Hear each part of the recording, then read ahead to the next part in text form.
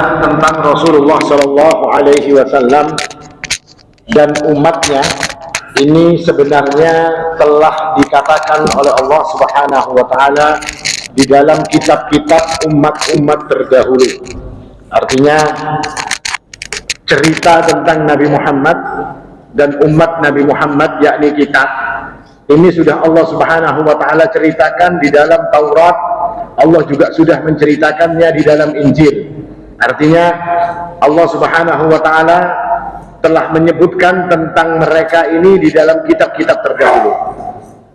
Maka ini bermakna bahwasanya orang-orang ahli kitab dari kalangan Yahudi maupun Nasrani sebenarnya mereka telah tahu tentang Rasulullah Sallallahu Alaihi Wasallam, dan mereka pun juga sudah tahu tentang umat Nabi Muhammad Sallallahu Alaihi Wasallam.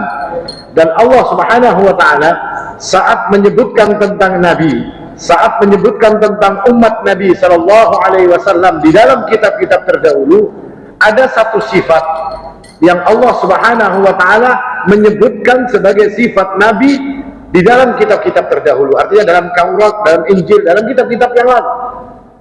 Allah sebutkan satu sifat yang paling utama dari Nabi yang akan datang ini. Sifat itu adalah sifat bahwasanya Nabi tersebut akan melakukan amar ma'ruf dan nahi mungkar. Di mana kita bisa tahu kalau di dalam kitab-kitab yang lalu itu telah disebutkan seperti itu? Di dalam Al-Quran Allah Subhanahu Wa Taala menyebutkan, alladzina yattabi'una ar-rasulan nabiyyal ummiyya, dan orang-orang yang mengikuti Nabi yang ummi tersebut, yakni Nabi yang tidak bisa membaca dan tidak bisa menulis, alladzi yajidunahu maktuban indahum, yang Nabi tersebut terdapat di dalam maktub, di dalam kitab mereka.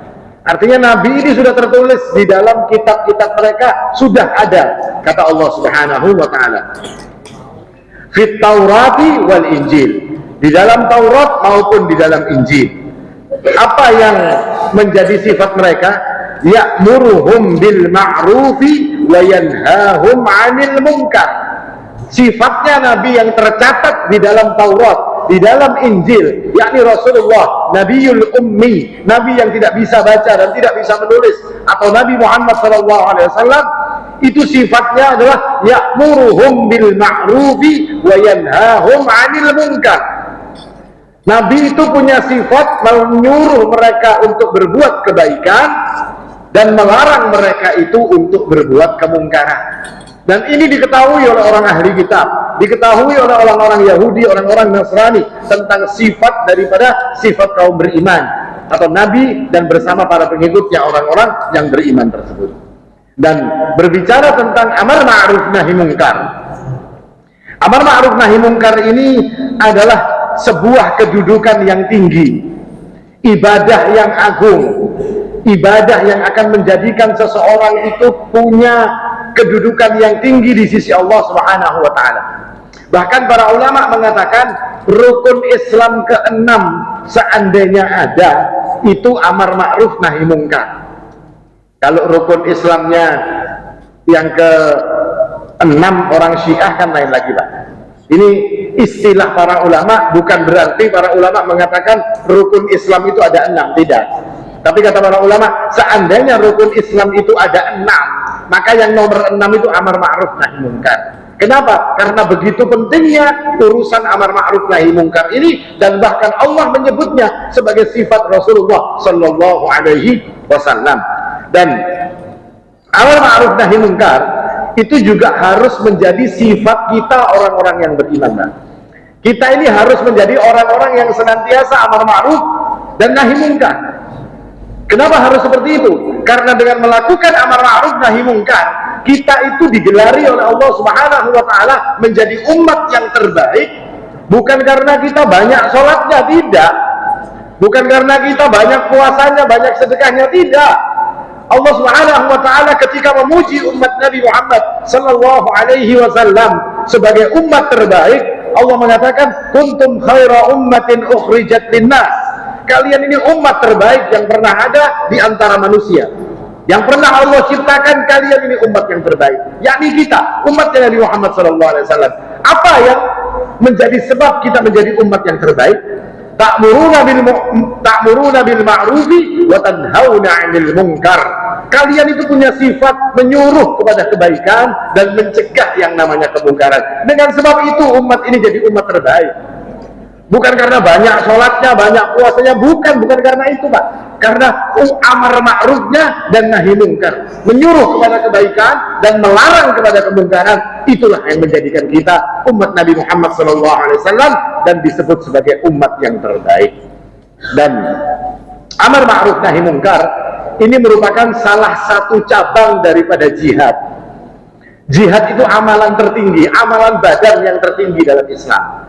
Jihad itu orang kalau mati dalam jihad, maka dia akan diampuni oleh Allah Subhanahu wa Ta'ala pada saat darahnya pertama kali menetes. Orang yang mati karena jihad itu tidak kenal dengan yang namanya sakaratul maut. Gak ada itu, Pak. Sakarat maut itu perkara yang luar biasa dahsyatnya. Wa ja'at sakratul maut bil haqq dzalika ma kunta minhu tahid, kata Allah. Dan sakratul maut itu pasti akan datang dengan benar. Itu sesuatu yang kalian selalu menghindar daripadanya. Sampai-sampai Nabi SAW itu merasa begitu kesakitan ketika beliau SAW dalam keadaan sakratul maut. Beliau mengatakan, inna lil mauti la sakarat, kata Rasul. Sesungguhnya dalam kematian itu ada rasa yang pedih yang disebut sebagai sakratul maut. Tapi orang yang jihad itu tidak kenal dengan yang namanya sakratul maut. Orang yang mati jihad itu tidak kenal juga dengan yang namanya azab kubur, gak ada itu sama dia. Mereka akan terus langsung menuju kepada surganya Allah Subhanahu wa Ta'ala. Dan amar ma'ruf nahi mungkar itu salah satu bentuk daripada seseorang melakukan jihad di jalan Allah Subhanahu wa Ta'ala. Nabi SAW mengatakan, afdalul jihadi kalimatul haqqi 'inda sultanin jair. Sebaik-baiknya jihad adalah orang yang berani mengucapkan kebenaran di depan raja yang zalim, di depan raja yang bengis. Dia berani untuk mengucapkan kebenaran. Maka kata Nabi, itulah afdalul jihad. Dan amar ma'ruf nahi mungkar itu termasuk di dalam jihad yang disebutkan oleh Nabi SAW. Nah, ini ketinggian daripada amar ma'ruf, hebatnya daripada amar ma'ruf. Dan kita pun menjadi umat yang hebat ketika kita melakukan amar ma'ruf dan nahi mungkar. Lalu kemudian apa saja itu keutamaan daripada amar ma'ruf dan nahi mungkar? Amar ma'ruf nahi mungkar itu dikatakan oleh para ulama, yang pertama keutamaannya adalah annahu min mahamir rusuli alaihimus salatu wassalam. Amar ma'ruf nahi mungkar itu tugasnya para nabi. Semua nabi tugasnya ya ini, amar ma'ruf nahi mungkar. Allah berfirman, وَلَقَدْ بَعَثْنَا فِي كُلِّ أُمَّةٍ رَسُولًا أَنِ اعْبُدُوا اللَّهَ وَاجْتَنِبُوا الطَّاغُوتَ.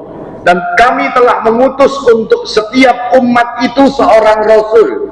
Tugas mereka menyuruh mereka untuk menyembah hanya kepada Allah dan menjauhi semua sesembahan selain daripada Allah Subhanahu wa Ta'ala. Ini amar ma'ruf nahi mungkar, menyuruh untuk yang baik, nyembah hanya Allah. Melarang daripada kemungkaran, melarang mereka untuk menyembah kepada selain daripada Allah Subhanahu wa Ta'ala. Ini tugas semua rasul yang diutus oleh Allah Subhanahu wa Ta'ala. Dan kemudian rasul itu juga mengabarkan kepada umatnya tentang balasan yang akan didapat ketika orang itu melakukan amar ma'ruf nahi mungkar. Kata Nabi, kalian amar ma'ruf nahi mungkar akan ada balasan baik untuk kalian. Nabi itu memberikan kabar gembira kepada orang-orang yang beramar ma'ruf dan bernahi mungkar. Ada kabar gembira bagi mereka. Dan Nabi juga menyampaikan ancaman ketika ada orang-orang yang tidak amar ma'ruf dan juga tidak menjadikan dirinya itu bisa nahi mungkar. Ini juga diancam oleh Nabi SAW. Makanya Allah mengatakan tugas Nabi itu, wa ma arsalnaka illa mubasysyiran wa nadhira. Dan tidaklah kami mengutusmu wahai Rasul kecuali untuk memberikan kabar gembira bagi mereka yang melakukan kebaikan, termasuk amar ma'ruf nahi mungkar ini tadi, wa nadhira, dan memberikan ancaman bagi mereka yang tidak mau tahu dengan yang namanya amar ma'ruf nahi mungkar. Ini tugas daripada para nabi. Ketika hari ini umat Nabi yang mengaku sebagai pewaris para nabi Yang Nabi itu tidak mewariskan harta, yang Nabi itu mewariskan ilmu. Ketika ilmu itu mereka ambil sebagai warisan dari Nabi Shallallahu Alaihi Wasallam, lalu kemudian dia menjadikan ilmu itu untuk dipraktekkan dengan amar ma'ruf nahi munkar, maka mereka ini pun juga melakukan tugas daripada Nabi. Orang yang tidak melakukan ini, lalu mereka mengaku sebagai orang yang dekat pewaris Nabi dan segala macamnya, maka tidak akan ada artinya. Karena tugas Nabi yang utama adalah amar ma'ruf nahi munkar. Ini keutamaan daripada amar ma'ruf nahi munkar yang pertama. Yang kedua keutamaannya adalah annahu min asbabit takfiriz dzunub. Orang yang amar ma'ruf nahi munkar itu akan jadi sebab dosa-dosanya diampuni oleh Allah Subhanahu wa taala. Masya Allah. Artinya dosa-dosa yang dilakukan diampuni oleh Allah Subhanahu wa taala. Karena Allah mengatakan innal hasanati yudhibnas sayyi'at. Sesungguhnya kebaikan-kebaikan itu akan menghapuskan yang namanya keburukan. Amar ma'ruf itu menyuruh yang baik, menyuruh manusia untuk sholat, menyuruh manusia untuk bertauhid, menyuruh manusia untuk mengikuti sunnah Nabi Sallallahu Alaihi Wasallam. Semua ini perkara-perkara yang baik. Dan ketika perkara baik ini diucapkan, ketika perkara baik ini diajarkan kepada umat, maka dengan sendirinya perkara baik ini akan menghapuskan berbagai macam kejelekan yang ada pada dirinya, yang ada pada umat tersebut akan hilang. Dengan sebab apa? Dengan sebab amar ma'ruf nahi munkar yang dia lakukan. Ini hal yang kedua yang akan didapatkan oleh seseorang ketika mereka itu beramar ma'ruf dan juga nahi munkar. Keutamaan yang lain, orang yang amar ma'ruf nahi munkar atau suatu kaum yang ada amar ma'ruf dan nahi munkarnya, itu akan menjauhkan daripada murka dan laknat Allah Subhanahu wa taala. Allah tidak akan murka kepada mereka, Allah tidak akan melaknat mereka. Dengan sebab apa? Dengan sebab mereka atau di tempat mereka ada orang-orang yang amar ma'ruf nahi munkar. Suatu hari Nabi Shallallahu Alaihi Wasallam ini terbangun dalam keadaan seperti ketakutan di tengah malam. Lalu kemudian beliau Shallallahu Alaihi Wasallam pun mengatakan bahwasanya telah terjadi fitnah. Wailul lil Arab min syarri qad tarab. Celaka bangsa Arab, kata Nabi Shallallahu Alaihi Wasallam, atas kejelekan yang sudah semakin mendekat. Lalu Nabi bercerita tentang Ya'juj dan Ma'juj. Baru kemudian Ummu Salamah berkata kepada Rasulullah Sallallahu Alaihi Wasallam bahwasanya apakah mungkin anahliku wa fina salihun, apakah kami ini akan halak, apakah kami ini akan celaka wahai Rasul, apakah kami ini akan menjadi binasa, kata Ummu Salamah, wa fina salihun, di antara kita kan masih banyak orang soleh, di antara kita ini kan banyak orang-orang baik.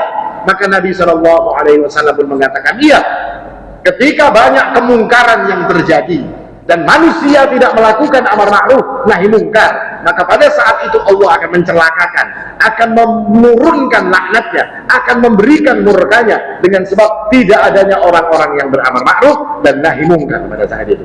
Disebutkan dalam sebuah riwayat bahwasanya Nabi Shallallahu Alaihi Wasallam bersabda, inna awwala ma dakhala an-naqsu 'ala bani Israil annahu kana ar-rajulu yalqa ar-rajul.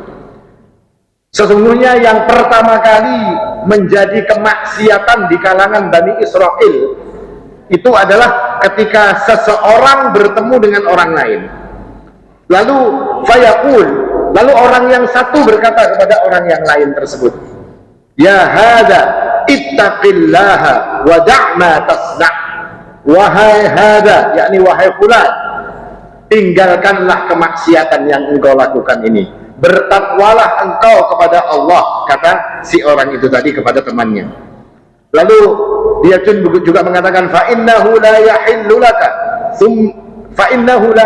laka, karena sesungguhnya kemungkaran ini tidak boleh engkau lakukan, tidak halal untuk engkau lakukan. Lalu mereka pun berpisah. Summa yalqahu minal ghad. Setelah mereka berpisah, besoknya ketemu lagi. Ketemunya dalam keadaan tetap melakukan kemungkaran yang kemarin ditegur. Lalu kemudian fala yamna'uhu. Lalu orang ini tidak melarang lagi. Kenapa? Karena semalam sudah diberitahu tidak mau nurut. Jadi sekarang waktu ketemu justru tidak dilarang kemungkaran yang dilakukan. Lalu kata Nabi SAW, fala yamna'uhu dzalika ayyakuna akilahu wa syaribahu wa qa'idahu. Dan kemungkaran yang dilakukan tadi tidak menjadikan orang ini menjauh, tidak. Justru dia mendekat dengan orang-orang yang berbuat kemungkaran, bahkan menjadi teman minumnya, menjadi teman makannya, menjadi teman duduknya orang-orang yang berbuat kemungkaran ini, kata Nabi SAW. Falamma fa'alu dzalika daraballahu quluba ba'dhum quluba ba'dihim bi ba'dhin.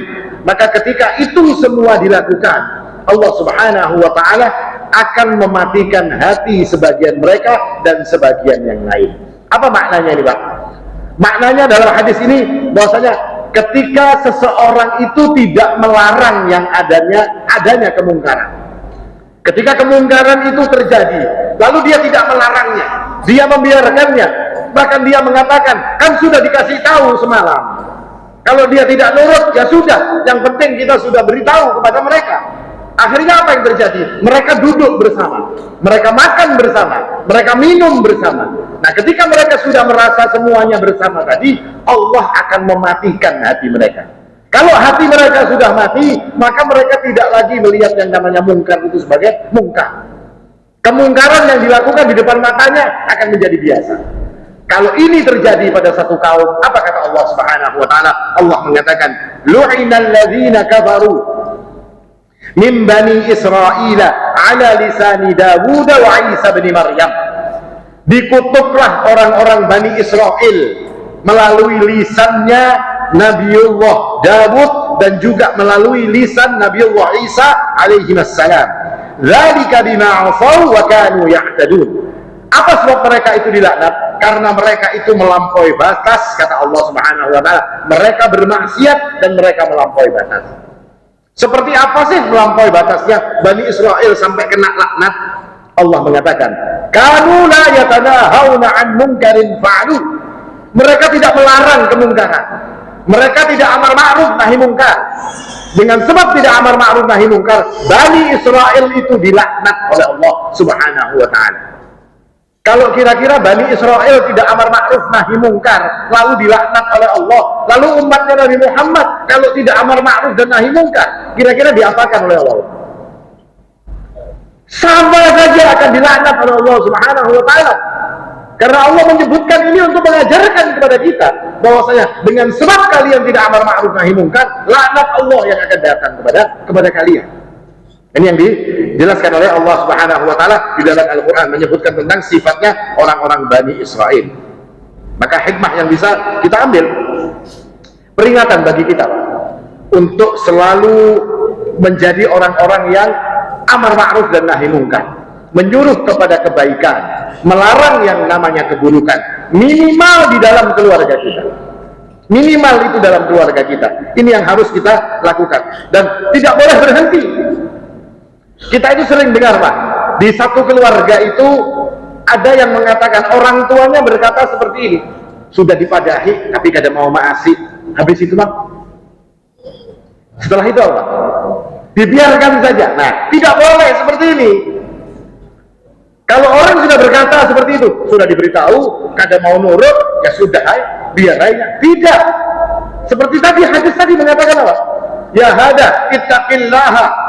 Dan wahai fulan, takutlah kepada Allah Subhanahu wa taala, wadah ma tasna', dan tinggalkan semua keburukan yang engkau lakukan ini. Kata si fulan ini tadi menasihati temannya.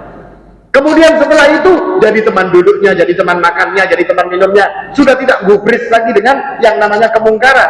Anggapannya apa? Sudah saya kasih tahu. Allah tidak akan menerima alasan yang seperti itu. Alasan mengatakan bahwasanya sudah saya kasih tahu tapi tidak nurut. Sudah saya beritahu tapi dia tidak mau mengikuti. Tidak ada alasan seperti itu di depan Allah. Yang diperintahkan kepada kita terus menerus sampai kapanpun harus terus diberitahu, sampai yang namanya kemungkaran itu menjadi hilang. Itu yang diperintahkan oleh Allah Subhanahu wa taala.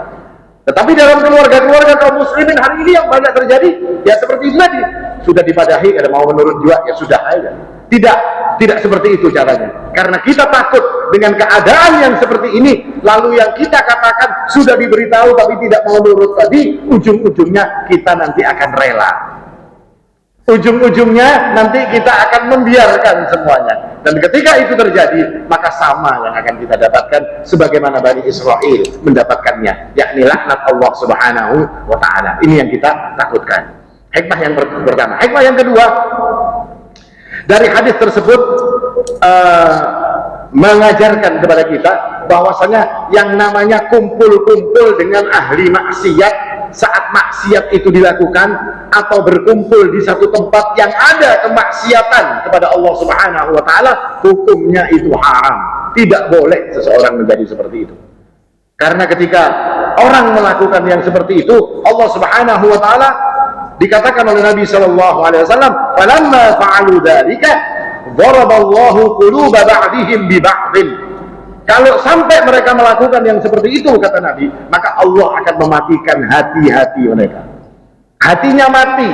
Orang yang hatinya mati itu bahaya, Pak. Orang yang hatinya mati itu nggak punya rasa. Orang yang hatinya mati itu nggak takut lagi dengan dosa. Diancam dengan laknat, dia nggak mau tahu. Diancam dengan dosa, dia tidak peduli. Apapun yang dikatakan kepada dirinya, dia tidak akan pernah mau tahu. Kenapa itu terjadi? Karena hatinya mati. Allah mengatakan orang beriman itu, innamal mu'minuna alladzina idza dzukirallahu wajilat qulubuhum. Orang beriman itu hatinya hidup. Idza dzukirallah, ketika diingatkan tentang Allah Subhanahu wa ta'ala, diingatkan tentang azab, diingatkan tentang surga, diingatkan tentang neraka, diingatkan tentang dosa, wajilat qulubuhum, hatinya bergetar. Itu artinya hatinya hidup. Tapi orang-orang yang hatinya dimatikan oleh Allah Subhanahu wa ta'ala, ini dahsyat, ini bahaya sekali. Seperti apa modelnya hati yang mati? Ya yang rela dengan yang seperti itu tadi. Contoh misalnya, anaknya bekawan ikhtilat bertemannya, bekawan lawan lelakian, yang bebinian bekawan lawan lelakian, yang lakian bekawan lawan bebinian. Ditakur, nak, pada boleh nak kayak bekawan lawan lelakian terlalu kumpul-kumpul, pada boleh. Sudah sekali dipadahi. Setelah itu anaknya tetap saja seperti itu melakukannya. Mamaknya, bapaknya ngomong, sudah dipadahi, kata kaum asik. Tidak boleh berteman dengan laki-laki, yang laki-laki tidak boleh kumpul-kumpul dengan yang namanya perempuan. Yang seperti itu dibiarkan, maka apa yang akan terjadi, Pak? Bukan dia berkawan lagi kayaknya, Pak. Inya kayaknya berpacaran. Setelah inya berpacaran, kasus yang banyak terjadi hari ini apa, Pak? Apa, Pak, kasus yang terjadi? Karena orang pacaran dibiarkan berataan, dianggap biasa. Ibunya, bapaknya melihat itu seperti hal yang biasa, rela modelnya dia melihat ini. Lalu apa yang terjadi ketika semua itu dibiarkan? Kayaknya banyak akan nang lahir nang abahnya kada jelas. Anak siapa kada tahu. Kenapa? Karena yang pertama yang ringan dibiarkan. Makanya kata Nabi SAW, Allah mematikan hati kalian. Kalian tidak lagi merasa itu satu dosa. Kalian tidak merasa itu satu aib bagi kalian. Tidak. Kalian menjadikan itu seperti sesuatu yang biasa. Lalu Allah matikan hati kalian sehingga kedahsyatanlah yang akan kalian dapatkan. Ini yang dijelaskan oleh para ulama. Dan ketika itu terjadi, yang paling dahsyat lagi adalah datangnya laknat Allah Subhanahu wa ta'ala. Laknat itu dijauhkan daripada rahmat. Laknat itu tidak akan ditolong oleh Allah Subhanahu wa ta'ala. Orang yang kena laknat, keluarganya pasti morat-marit. Keluarga yang mendapatkan laknat, pasti keluarga itu tidak pernah akan hidup dalam keadaan bahagia. Ini yang ditakutkan ketika itu menimpa kita, dengan sebab kita tidak beramar ma'ruf dan tidak bernahi mungkar. Ini yang kedua, menjaga diri kita daripada laknatnya Allah Subhanahu wa ta'ala itu dengan cara amar ma'ruf dan nahi mungkar. Yang berikutnya, apa yang akan didapatkan oleh orang yang amar ma'ruf nahi mungkar? Yang akan didapatkan adalah rasa aman dan persatuan daripada umat ini, Pak. Artinya umat ini menjadi bersatu, umat ini menjadi satu hati, umat ini menjadi dalam keadaan aman ketika mereka itu amar ma'ruf nahi mungkar, menyuruh kebaikan dan melarang kejelekan. Umat akan aman. Allah Subhanahu wa ta'ala mengatakan, ulaika lahumul amnu wa hum muhtadun. Mereka itulah orang-orang yang aman, kata Allah. Wahum muhtadun, dan mereka itu mendapatkan hidayah. Tapi ketika amar ma'ruf dan nahi munkar itu ditinggalkan, Allah Subhanahu wa taala juga mengatakan, wala takunu kalladzina tafarraqu wakhtalafu min ba'di ma ja'ahumul bayyinat. Janganlah kalian itu menjadi orang-orang yang berpecah belah dan kemudian kalian itu berselisih. Dengan sebab apa? Dengan sebab setelah datang kebenaran, kalian justru melakukan yang seperti ini yang terjadi. Kebenaran datang bukan untuk menjadikan mereka baik, tidak. Ketika kebenaran itu datang, justru mereka berpecah belah, justru mereka saling berselisih antara yang satu dengan yang lain. Kenapa sebabnya? Karena mereka tidak amar ma'ruf nahi munkar. Para ulama mengatakan makna daripada ayat ini, mereka itu membiarkan kemungkaran terjadi. Yang namanya mungkar itu dibiarkan dan itu terus menerus terjadi. Kalau yang namanya kemungkaran itu terjadi dan dibiarkan, maka yang terjadi kemudian adalah orang akan berinovasi dalam urusan mungkar. Orang akan menganggap bahwasanya berbuat mungkar itu sah-sah saja. Itu hak saya untuk melakukan segala sesuatu. Sebagai contoh, dulu yang namanya perzinaan itu antara laki-laki dan perempuan, modelnya kayak itu aja, Pak. Apakah dulu itu diamar ma'ruf nahi munkar? Iya, tapi kurang. Justru mereka itu dilokalisasikan, Pak. Ditaruh di satu tempat, dilokalisasi. Jadi seolah-olah bikin pengumuman, kalau mau berzina di sini tempatnya, lokalisasinya ada, resmi, ya. Bukan dihapuskan, bukan diberangus, tidak, tapi justru dikasih tempat. Setelah ini dibiarkan, zina yang model ini dibiarkan, kemudian akan muncul lagi model zina-zina yang lain. Akan muncul zina laki-laki dengan laki-laki, akan muncul zina perempuan dengan perempuan, dan itu terus akan muncul.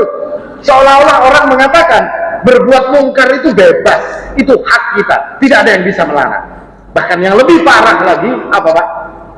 Setiap perbuatan mungkar itu ada pembelanya, ada yang membela. LGBT itu dibela, iya kan?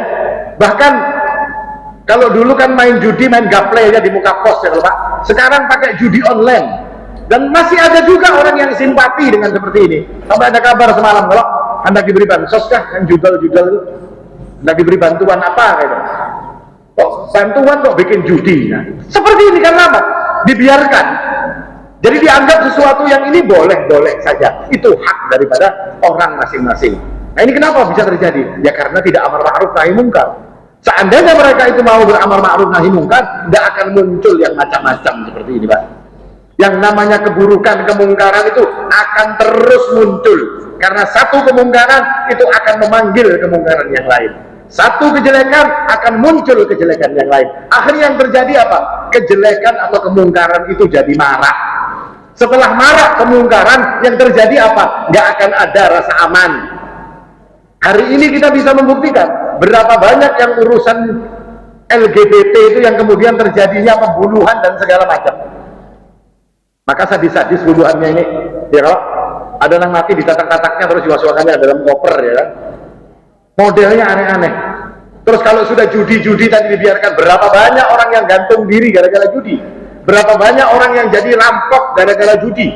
Artinya banyak lagi kemungkaran, tidak ada lagi rasa aman. Setiap saat orang akan bisa berbuat kejahatan. Alasannya kalau ditangkap, ya urusan-urusan mungkar juga. Alasan judi, alasan miras, alasan narkoba, alasan yang model seperti ini. Kejahatan muncul dengan sebab-sebab yang ini tadi. Kalau ini dihilangkan sejak awal, diperangi sejak awal, insya Allah yang namanya kejahatan-kejahatan itu akan bisa ditekan dengan maksimal.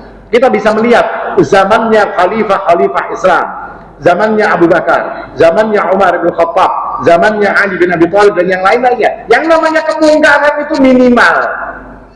Sedikit sekali yang namanya kemungkaran. Kenapa? Karena manusianya semua amar ma'ruf nahi munkar. Ada orang berbuat mungkar, akan ada orang yang lapor karena ini berbuat kemungkaran. Hari ini nggak ada yang namanya seperti itu, Pak. Orang berbuat mungkar, ya sudah, apa pikiran kita? Apa perkataan kita? Sudah, itu urusan ini juga.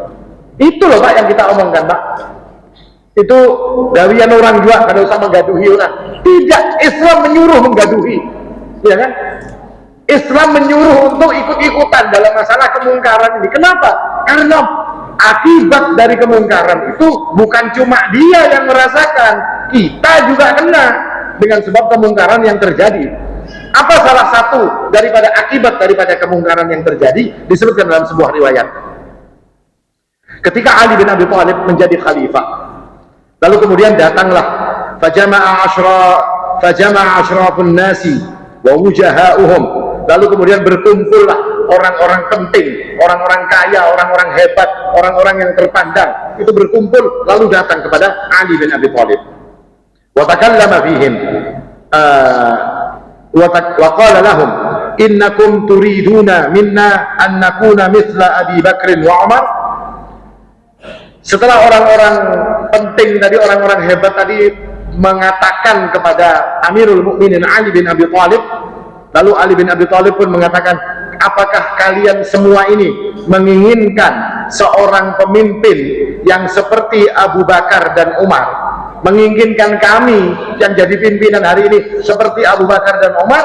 Lalu orang-orang itu mengatakan, kenapa kok dipilih Abu Bakar dan Umar? Karena pada saat itu istimewa keadaan begitu baiknya, kaum muslimin mulia, kaum muslimin terjaga dari berbagai macam kejelekan-kejelekan. Artinya semua perkara yang terjadi sesuai dengan yang diinginkan oleh Allah Subhanahu wa taala dan Rasulnya.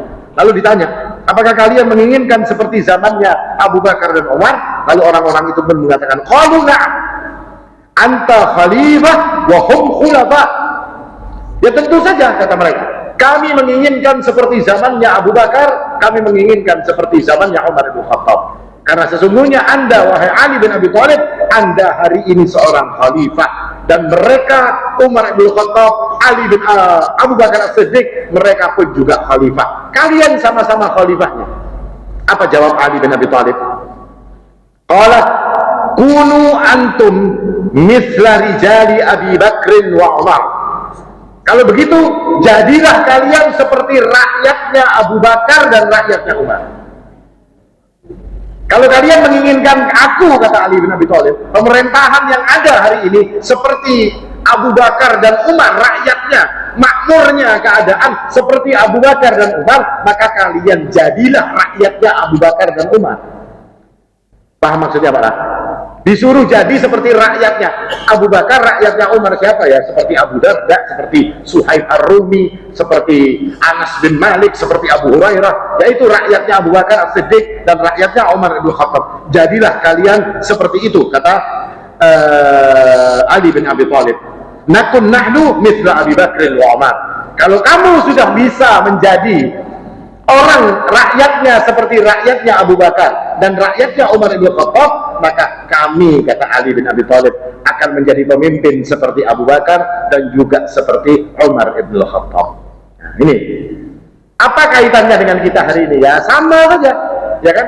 Kalau kita ini kepingin pemimpin yang bagus, ya dimulai dari kita. Oh, kitanya tidak pernah amar ma'ruf nahi mungkar, kitanya meremehkan amar ma'ruf nahi mungkar. Dapatkah pemimpin kayak apa? Ya yang kayak itu jua, ya kan?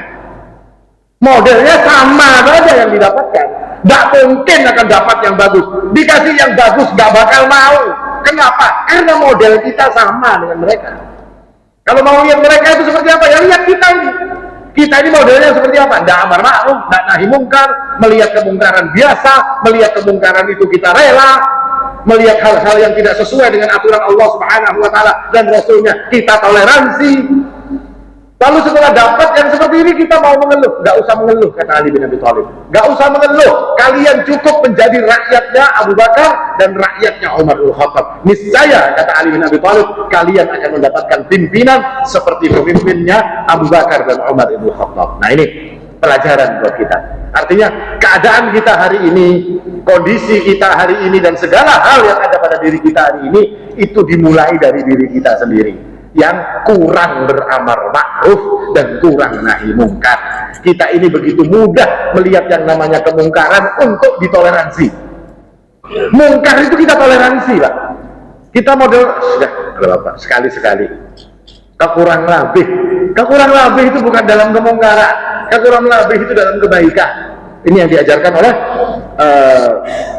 agama kita. Agama Islam mengajarkan yang seperti itu. Ini hal yang menjadikan seseorang dapatkan ketika mereka meniadakan amar ma'ruf nahi mungkar dalam kehidupan mereka. Lalu seperti apa caranya orang beramar ma'ruf nahi mungkar?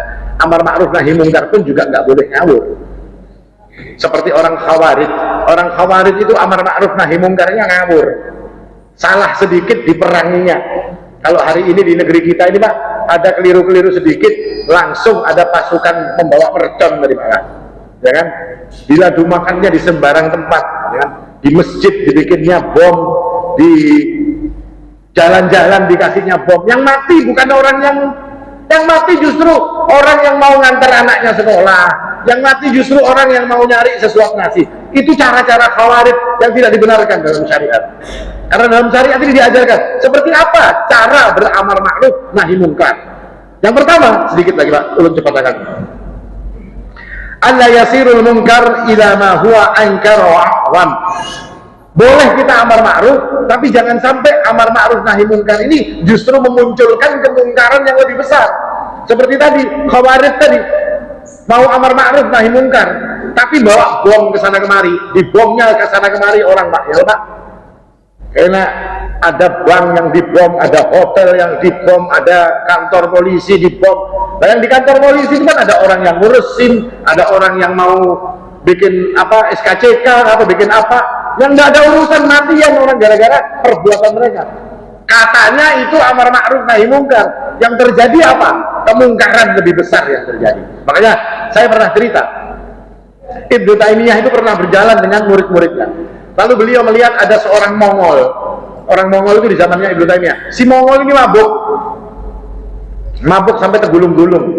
Ujar murid Ibnu Taimiyah, ini kita tangkap aja, kita pukuli gara-gara meminum khamr. Apa kata Ibnu Taimiyah? Biar aja, kata Ibnu Taimiyah. Biar aja, ya, jangan ditakur, jangan disuruh sadar, maksudnya jangan dipukuli, jangan diamuk dengan sebab dia ini mabuk sampai tergulung-gulung di pinggir jalan. Kenapa?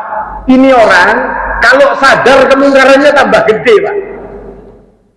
Mendingnya mabuk saja, jadi apa? Aman dunia ini Pak. Si Mongol ini tadi kalau inya sadar, inya kayaknya masuk kampung lawan bawa pedang, melihat orang tidak ada petunjuk dibunuhnya, melihat perempuan dinodainya, melihat harta orang dirampoknya. Nah orang kayak ini jadi Ibnu Taimiyah, dia aja inya mabuk. Kalau inya mabuk aman, harta orang aman, wanita-wanita muslimah aman, orang-orang muslim itu aman, karena dibunuhnya, karena dimacam-macaminya. Nah ini orang yang dicontohkan oleh Syekhul Islam bahwa jangan sampai kita amar ma'ruf itu justru menjadikan kemungkaran yang lebih besar. Itu nggak boleh. Yang berikutnya ayyakuna nahyi 'anil munkar sahiba ilmin. Yang amar ma'ruf nahi mungkar itu juga harusnya orang yang berilmu. Kalau orang nggak punya ilmu terus kesahnya hendak amar ma'ruf nahi mungkar, ujung-ujungnya kacau. Kenapa? Karena dia amar ma'ruf tanpa adanya ilmu. Nah ini yang penting. Artinya orang yang mau amar ma'ruf nahi mungkar harus belajar dulu. Dia punya ilmu baru dia bisa amar ma'ruf nahi mungkar.